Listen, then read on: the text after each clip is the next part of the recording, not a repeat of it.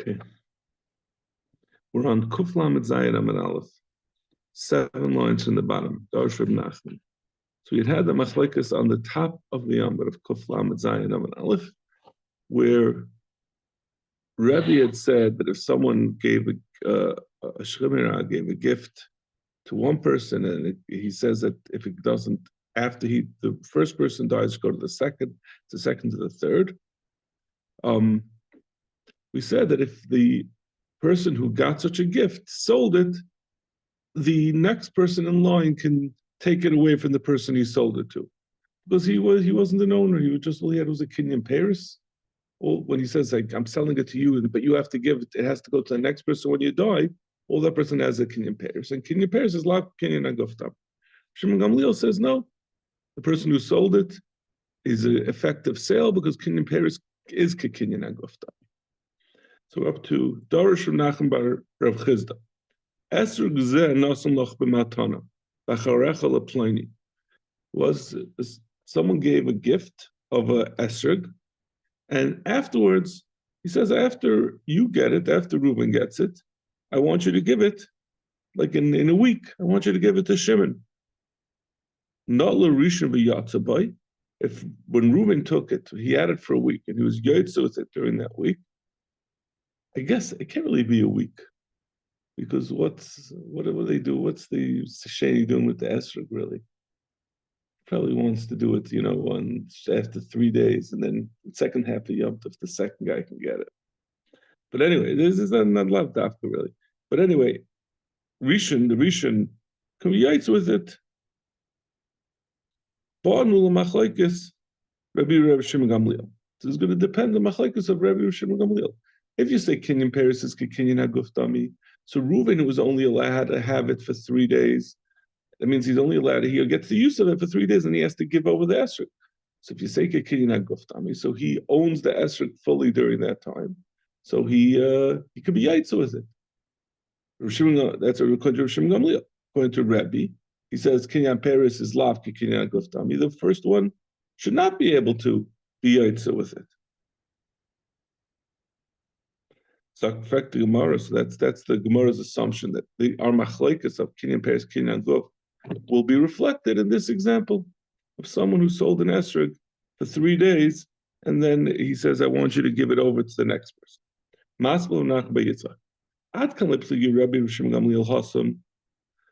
They say that the original machlekes Rabbi and Shimon Gamliel is only in their case, meaning our original case on the top of the Amud, where he gave some nechasim to someone until he dies, and then to the next, and then to the next. That's an example of the machlekes kinyan Paris is kinyan guf or not. But this case of esrog is different. That means if he can't be yaitza with the esrog at the time that he has it, what was the purpose of giving it to him? I mean, he's giving him an esrog, and he's saying, kinyan Paris is lav kinyan guftami, so therefore you can't be yaitza your mitzvah esrog. Well, that's the only purpose of an esrog, is to use it for the mitzvah. So you haven't really given him any Paris in the meantime. Yeah, what are you going to use? What could you use? You could use it to play ball with, or probably passel it. Saying that obviously the point of giving him the esrog was that he wanted him to be yaitza. So there's a push in this case, even though even the Mandamu says kinyan Paris is lavka kinyan haguftami, but in this particular case, clearly the intention was that it should be a kinyan haguf. Because otherwise, what's the use of giving it to him? Right? If you give someone a piece of karka and you say you could have it until you die, and then it goes to someone else, but until you die, the person can cultivate it and use it and enjoy what grows out of it. But if you're giving someone an esrog, what's the purpose of getting an esrog if not to be yaitz of the mitzvah? So that mitigates that gives us the impression that the kinyan over here is more of a kinyan. It is intended to be a kinyan guf, at least for the purposes of him being yaitz the mitzvah. So then, everyone will agree, even if you hold kinyan Paris is lav kinyan haguf, certainly you'll be yaitz the mitzvah of esrog while you have it. But machrei achla banu machlekes Rabbi Shimon Gamliel. But this member was just saying that if he sells it, then you're going to have the same machlokes of Rebbe and Shimon Gamliel, which is going to be the same machlokes of whether kinyan peres is kinyan guf, whether a person can sell something while he's holding on to it, like we had on the previous block. Amar Bar Rav Huna, ha'achen shekanu esrog b'tvusis habayis. If brothers got a hold of an esrog as part of the estate, the father had a bunch of esrogim, or one esrog, as we'll see. He had at least one esrog, and it fell to a bunch of brothers, and they own it together as part of a Yerusha. If one of them, before they did a chalukah, he decided it's already Yom Tov, and we have this esrog in our estate, let me make use of it, and I'm going to do my mitzvahs, dalin minim with this esrog. If he's allowed to consume this esrog, then he's yaitza. But if he doesn't have the right to take this esrog and use it up, then he's not yaitza. So the Gemara then explains, what does that mean? What does it mean he could be if he could eat it? But dafka the ikka esrog l'chol chad v'chad. That's only what is the example where he could eat it? Where the father had a bunch of esrogim. He was a esrog meicha. He had 20 esrogim, and there are 5 brothers. So none of them are makbid if someone takes one of the esrogim. Now, I don't know. I don't think the Gemara contemplated our situation where people were paying $800 for an esrog that had a dot that was a lot, a bit, that had a little bit of a band around the middle or whatever. Right? No one would manage their thing. If there's one $800 esrog and the other esrog is a $25 esrog, no one would say you could just take the $800 one and say, oh, you get the $5 one. But the assumption was basically an esrog is a kosher esrog. So there's a kosher esrog for each one. So it doesn't bother. And if one of the brothers takes it and uses it to be yaitza, because they'll take another one. But if he's going to be stuck, if the first brother is going to get the esrog, and the second brother is going to get the pomegranate or a different fruit, then he can't take it because the other person might be makbid. He has to make a formal chalukah to divide it up. Otherwise, he can't be yaitza. This is the famous Gemara that we all learned when we were kids. Amarava, esrog that we're no longer talking about the din of kinyan keres kinyan go. If someone has a son who's a cotton, for example, and he wants to give him his esrog to use, and he says, "I want to give it to you." Or if, let's say, someone has a friend, he wants to give it to him. He says that you want to be yaitza with my esrog, I'll give it to you. It has to belong to you in order to be yaitza. So I'm giving it to you as a matana, but I want to get it back because I also want to use it myself tomorrow. So he gives it to him. So with a cotton, you can't do that because a cotton is not able to be magnet back. But if he's a gadol, you can do that. You can give him a matana, and he can give it back. Yatsa bay, hechziru yatsa, la yechziru la yatsa. Let's say Reuben was the one who gave it to Shimon, and Reuben said to Shimon, "I'm giving it to you as matana minas lahachzer." If Shimon gives back the esrog after he uses it to Reuven, then he was yaitza his mitzvahs lulav esrog dal minim. But if he doesn't give it back, then the original matana was never a matana. It was a matana with a t'nai. It was a condition. I'm only giving it to you if you give it back. If he didn't give it back, then the original gift from Reuven to Shimon, if Shimon didn't give it back to Reuven, then Reuven never really gave it to Shimon because he wasn't yaitza the t'nai.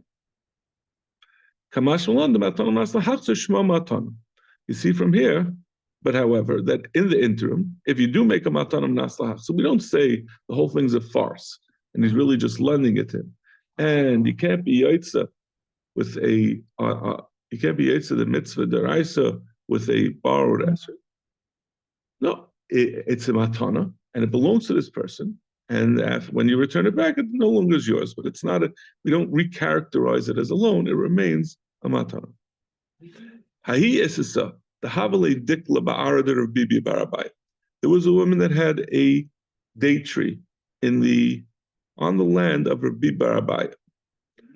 He owned the land and she owned the tree, and she used to go harvest it. Kol emes to have a ozl migzere, have a kapadeluya. Rabbi Abaya would be right if for every time she'd try to go, she'd have to cross over his field. And when she was crossing over his field, she'd step on his crops and ruin them. So he got upset and he said, you can't come in anymore. So she just gave up. She said, Aknisan LA kol shnei chayev. Said, I'm selling it to you for as long as you live. Meaning, she said, listen, I'm not going to patchko with this deal anymore. It's just a waste. I can't go on, get to my tree. You know what? You just use it as long as you're alive.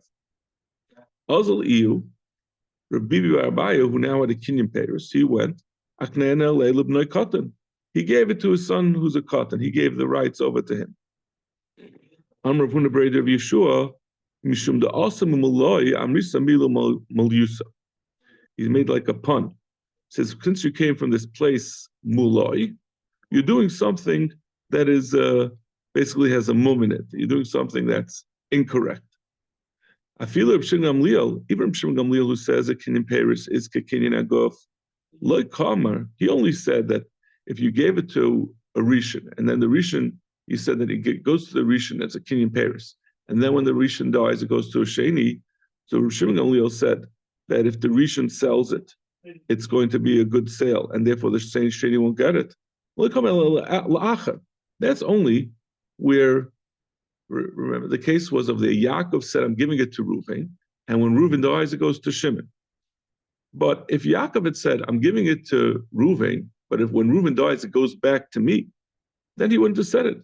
Shimon Gamliel only said that it's considered to be kani by the person who is given to as a Kenyan Paris, if it goes back to another person.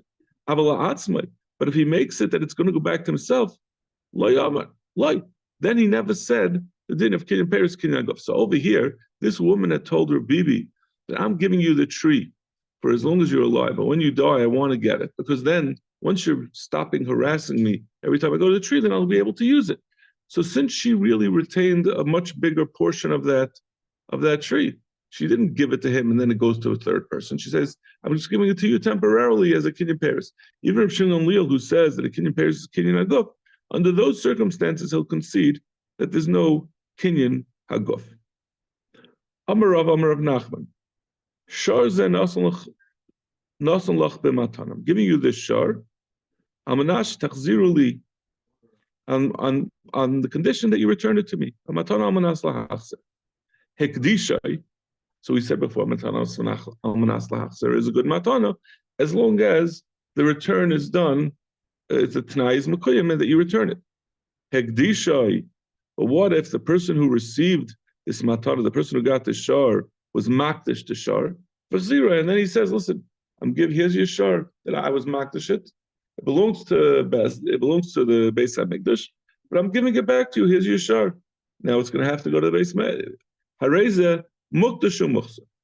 We say the hekdesh takes effect, and it is kaddish, and the return is a valid return, meaning that if the return was not a valid return, then the hekdesh could never take effect, right? Because the original matana, let's say the names of people. We'll say Reuven and Shimon, right? Reuven gave it to Shimon, and he said, Shimon, here's a shar.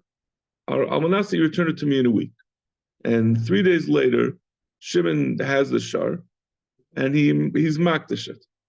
So if we would say the fact that he's makdish makes it hekdesh, and now he can no longer return it to Reuven, then Reuven's original gift to Shimon was not a valid gift, because he was never yaitz the Tanai. As if he made a Tanai, I'm giving you this shar if you jump up and down 3 times. Right? If the person doesn't jump up and down 3 times, it's not a gift. In this case, the Tanai was, you have to return it to me. If we say that the Hagdish is valid, and therefore the Chazara, the returning of the gift of the shar is not a valid Chazara, then the Hagdish can never have taken place. It's like a vicious cycle. You can't have one, you can't have Chazar without the other. So the Gemara is saying, no, it becomes hektish, and it is a Chazar. Amalei Rav Rav Nachman. Maya Hadr, Rav said to Rav Nachman, what did he return to him? He's giving him back something, but it's of no use to Reuven. He's not giving anything of value. He's giving him a shar, but the shar is hektish. Reuven's just going to have to go walk it over to the base of Mikdash and be paid it or give it to them. Amaleu, my chasre. So he said back then, but no. The din we know is if someone stole from someone and he stole a piece of a loaf of bread from someone before Pesach, and then Pesach came and it becomes chametz, so it's no longer has any value. But he returns it to him and he says, "Hareshel choluf anecha." That's a good chazara. The fact that it's not worth anything does not take away from the fact that it's a chazara. So over here too, when he's machzer it, when Shimon returns the shar to Reuven, even though it has no value now because it's hektish, that's still a good return, and therefore that should make it that the Tnai was Mekayim, and the original gift was a good gift. Rav Ashi. So Rav Ashi says, no, when we say it's Mukdash and Mukhzar, it's going to depend on the circumstances. Chazini Amalei Amanash Techziru.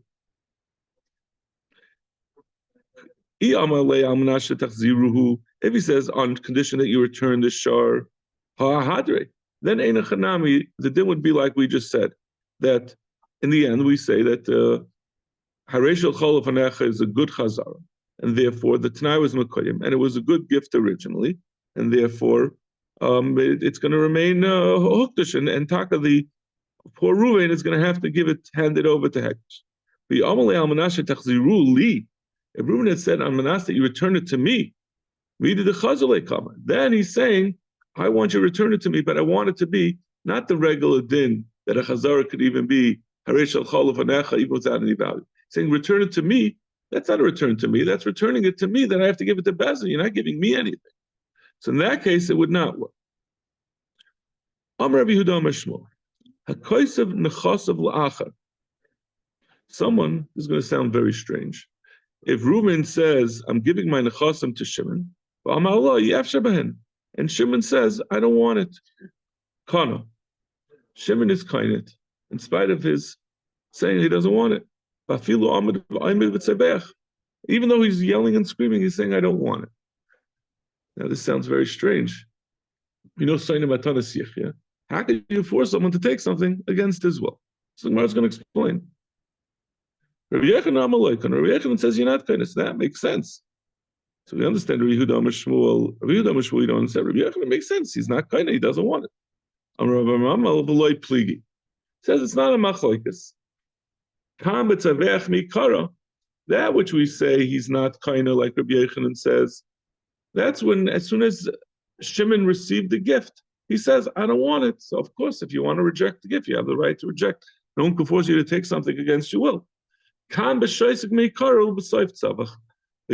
which we said, that someone who got a gift and is yelling and screaming he doesn't want it, that's talking about where he got it, and then 10 minutes after he got it, he thought about it and he changed his mind, and that's what we assume. We assume he changed his mind. He says, I don't want it anymore. But it's too late. Once you took it, you can't go cancel the original gift. If you want, you can give it back to the guy, but you can't cancel that which you originally got. It's too late for your Sainas Matanas Yechid. Amar of Nachman Yitzchak. That's the maskana. That's what we're talking about. Amar of Nachman Yitzchak says, Zichalei al yedei acher b'shach shasak l'b'soif tzavach. What if Reuven was giving this shar to Shimon, but instead of handing it to Shimon, he handed it to Levi. Shimon's standing right there, and he sees that Reuven is giving it to Levi, and he's telling Levi, please be zeich on this on behalf of Shimon, right? We know there's a din of schiyah. A person can be zachin Adam. We say even zachin shalom shalom, but over here it's in front of him. So we know that generally a person getting something is a schus. So Levi is entitled to assume that Shimon wants this shar. So he accepts it on Shimon's behalf, and Shimon's standing there. And then after 10 minutes, Shimon says, I don't really want this thing that you gave to Levi. I'm not interested in it. You gave to Levi on my behalf. And Levi, just give it back to Reuben. I'm not interested in taking it. That's a machlokes Rav Shimon Gamliel v'Rabbanan. The time. Someone who said, he wrote his star, giving his nechasim or a shemera, He gave his nechasim to someone else. And part of it was avodim. And the other person said, I'm not interested in the avodim. Listen, avodim, as you understand, you can understand this, right? If you get a gift of $100, who wouldn't take it? You get avodim, you have a lot of responsibilities. You have to feed them, you have to clothe them, you got to find work for them. You have to, you have to provide for them. They have to be shemitah mitzvahs. You have to provide what they need. So, im hayu rabin. So if someone did that, im hayu rabin sheni kayin. If the person who was given to, right? So the Reuben gave it to Shimon, and Shimon said, "I don't want them." The Tanakama says, if Shimon was a kayin, those avodim are considered to be in Shimon's property. He can't back out of the transaction. He was given these avodim, even though he said, they are considered as avodim and they eat truma. He says no, since the recipient declined to take these avodim, it doesn't go to the recipient, but rather it goes to, we're assuming that the person who gave it was giving it because he was dying. So his yarshim, it's going to revert back to his yarshim.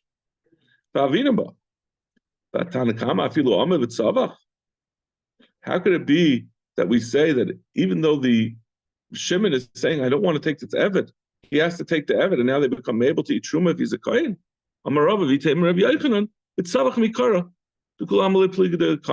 Elamai, it must be talking like we said before. Had he complained right away, everyone would agree that he's not Kohen.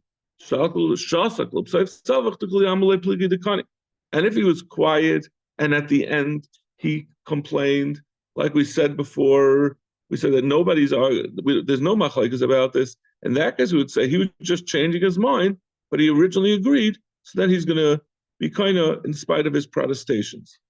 So what is the case that they argue about?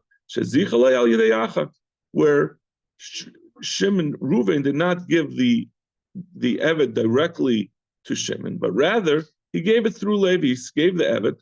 Levi was zeichen it on behalf of Shimon, and before Levi ever gave it to Shimon, Shimon said, "I'm not interested." He says,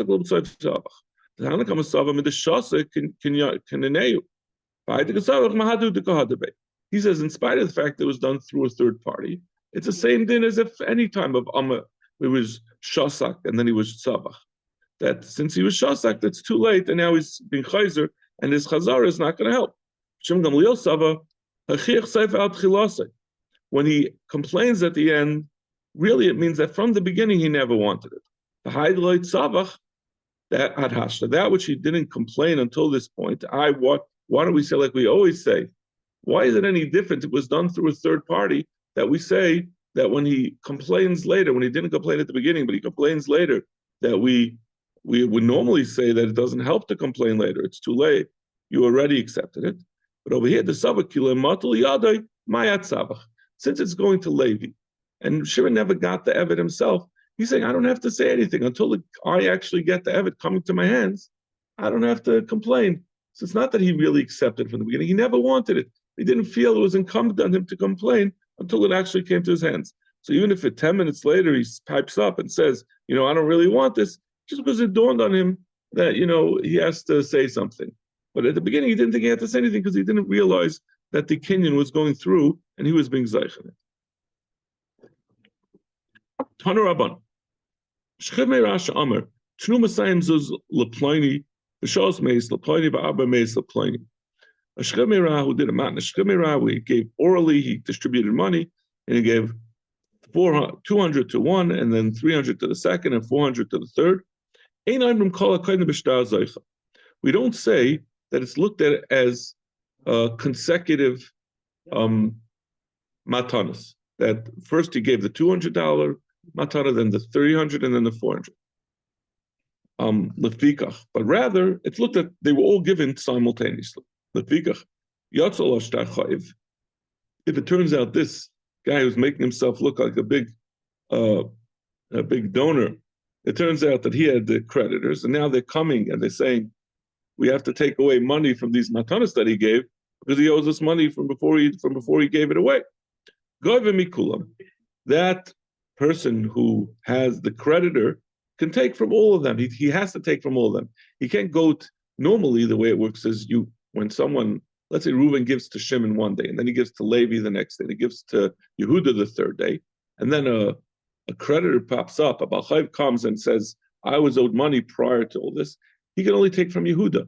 We always say that you have to take from the last person to get. The other person has a prior right to it. Each person who gets, we say it mostly in the context of someone who bought a lekech, because lekech looks into it. He says, how much money what debts does Shimon have? Shimon owes $100. So I'm buying this, but Shimon still has, $1,000 in his hand. Then Shimon gives away another 500. So the guy says he still has $500 in hand. The last guy who takes the 500, he knows that there's a creditor who's going to come after. So the same thing with the matana. We always go, the Balchayv always goes to the last person to receive it. But over here, we're saying everyone got it at the same time. So you're just going to have to, each one's going to have to pay their proportion of what the creditor owes.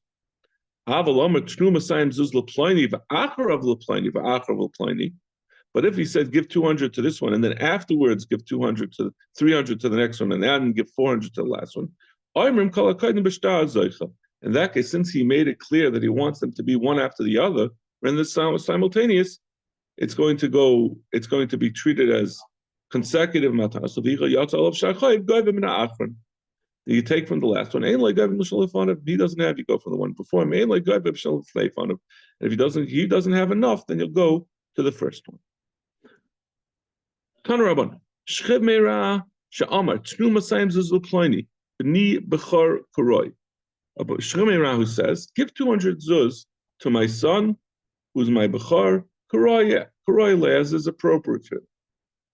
Noitlam v'noitel es bechorei. The bechor gets the 200 zuz on top of his bechor. We don't say, he means to say, this is going to be your bechor.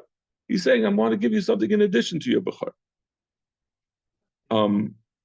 As we're going to see in the Gemara later, I was going to ask, no, why do you say, since he says koroi eloi, he means to say, this is the $200 that he's entitled to as bechor.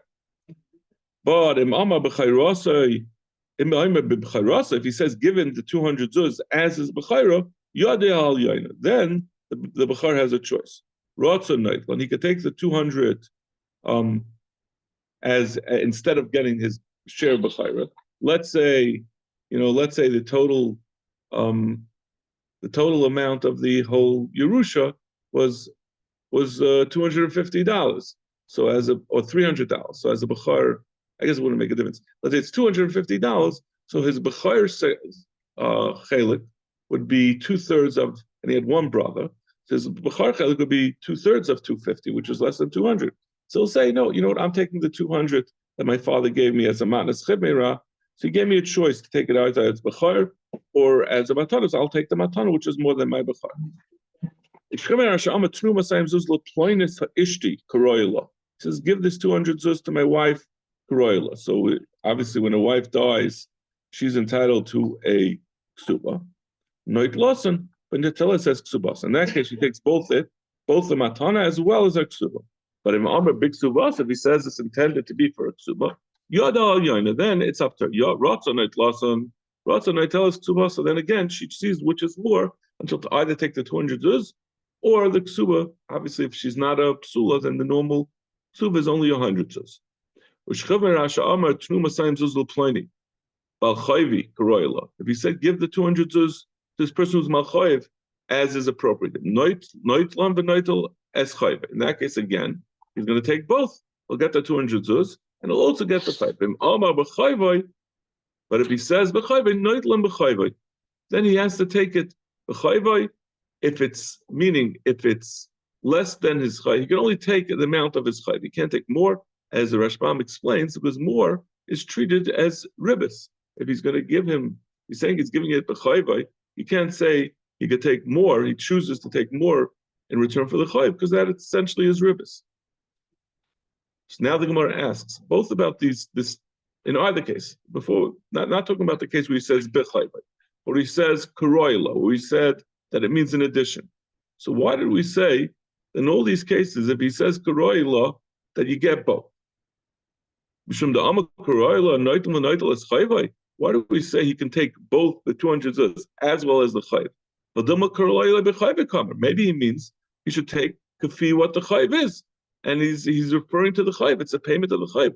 How can we assume he said karoila? So why doesn't that mean that he's trying to say that it should be for the chayv? The daik lishni yisera. We're going according to Rabbi Kiva, who says from the fact that he says that it's karoila, that means he means to say he's trying to say Ashchemi Rasha Amar B'ni B'chayri karoila Tnu Masayim says L'Plani B'ni B'chayri karoila. The fact he said extra lashon, he's trying to be miyafi, he's trying to give him an extra option. We darshan the extra lashon to say he's trying to give him something. It's not. V'layas abar v'layas adus.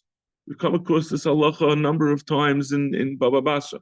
When someone sells a house, it doesn't include the cistern, the water holding cistern that's underneath the house.